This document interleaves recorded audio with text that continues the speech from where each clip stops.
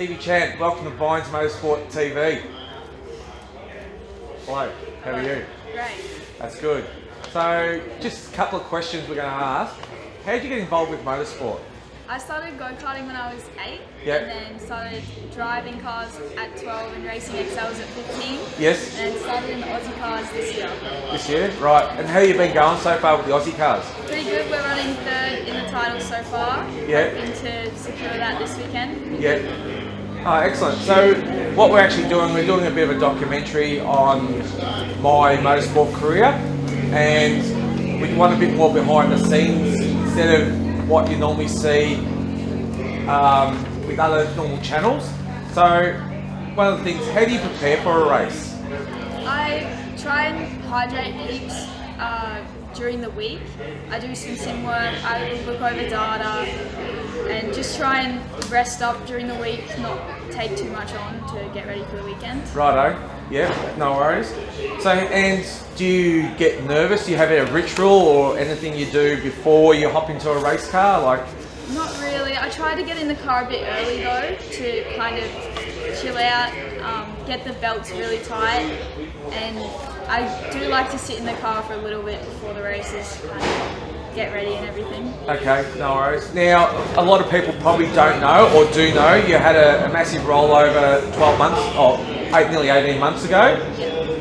How do you go preparing yourself after being in a car that's rolled over, not only rolled over but catch fire? Yeah. How do you prepare yourself for that, and how do you go seeing other cars that get damaged? Yeah. Like we just had today, one of our competitors roll over. How do you go now mentally to hop back into this car for race one today? It's quite scary, especially driving past the car earlier, seeing it. It's not fun to look at, but you just got to think the chances of it happening and the reasons why it did happen. Yes. And that it's probably not going to happen again, because you can change those outcomes, I guess. Yes. Yeah, it's not great to look at the other damaged cars though, but you just got to kind of press on, try Yep. not to think about it. Yeah. So nutrition is another important thing preparing for a race. Do you have anything you eat breakfast in the morning? So what do you normally do to keep hydrated and your energy up? I have heaps and heaps of water, and I have electrolyte drinks. Yep. And in the mornings I try to eat fruit. Yeah. I like fruit on race weeks, race days, just in general. Yeah. And yeah, it seems to fill you up well. Had some bananas before over there. Yeah. No, excellent. Not only you full-time doing the series here with the Aussie racing cars in South Australia, but you're doing year 12. Yeah. So what's your ambitions after school, and what would you like to do? Next year I'm going to uni for engineering, mechanical engineering, hoping to engineer in a race team eventually. We're going to see if we can try racing again next year, because that'll be fun, but it does get a lot with 2 jobs, school, racing 2 cars this year. Gets a lot, but if you love it enough, make the time for it. Yeah. And if you weren't racing a race car, what would you be doing? Probably watching racing. Right, so it's in your blood. Yeah. So how's it in your blood? Who's convinced you to go motor racing? My uncle and my dad and my auntie and my grandpa have all raced. It's sort of passed down through the family. I'd love to race my uncle's car one day, it'd be cool. Yeah. But yeah, I've raced Dad's car, and it's always good to go out and see my auntie race at QR as well. But yeah, I copied their colour for a couple of years, but they got a different colour car now. Got your own identity, Yeah. which is good. So where would you like to go in the motor racing side of things? What's the highest class you're going to try to aim? Naturally, it's budget Yeah. orientated. Just as high as we can go, I'd say. We've got really good sponsors this year who have allowed us to do this series. We wouldn't be able to do it without sponsors. But yeah, just as high as we can go would be good enough for me. Yeah, no worries. Well, Stevie, thank you so much for the interview, and good luck for this weekend. Thank you.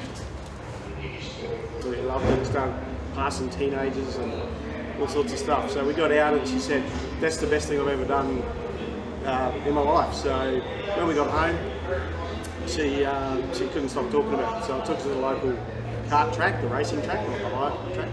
And one of the dads was kind enough to give her a go on the go-kart, and that was the end of it, really. Yeah. We bought one for her 8th birthday. Yeah, nice. She started. Yeah, nice. So naturally, as a father, you have concerns like for health, you know, getting hurt and everything like that. Yep.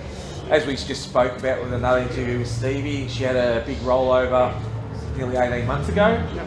How were your emotions? And naturally, it's a family affair that you guys go motor racing. Yeah. Was the whole family there, and how did you cope with what happened with Stevie? Yeah, so not bits and pieces of the family were there. Nicola, my wife, wasn't there. She was at home with our youngest, Maggie, doing footy.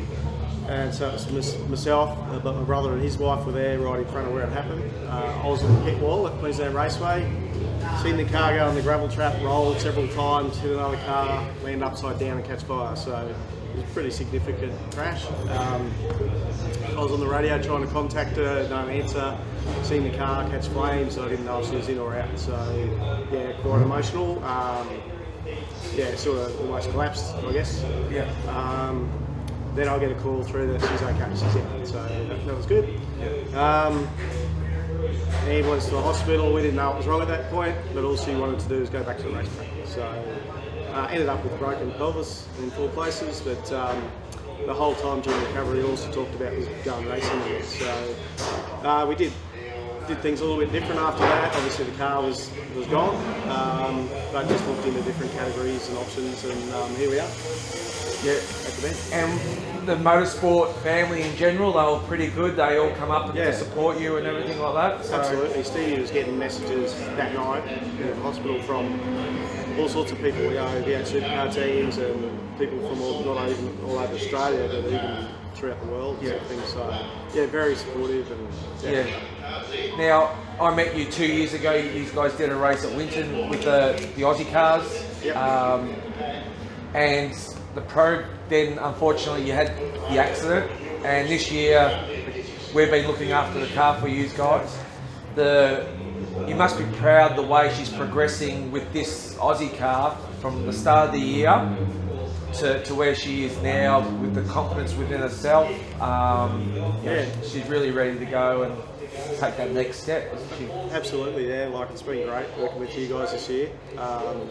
You know, looking after the car and transporting it so that we could actually compete in the South Australia Series, because we wouldn't have been able to do it otherwise. So, and the confidence has got up, and you know, even out there in qualifying, she only got a couple of laps in, but you could see, you know, the confidence in the car. So hopefully, you know, a good weekend, and I think she's calculated she's coming 3rd in the championship, so that'll be a really good result for the year. And first year in this car, first year in South Australia, it'd just be a good sort of story after the accident. Yeah, excellent. Chris, thanks for your time, mate. Thanks, appreciate it.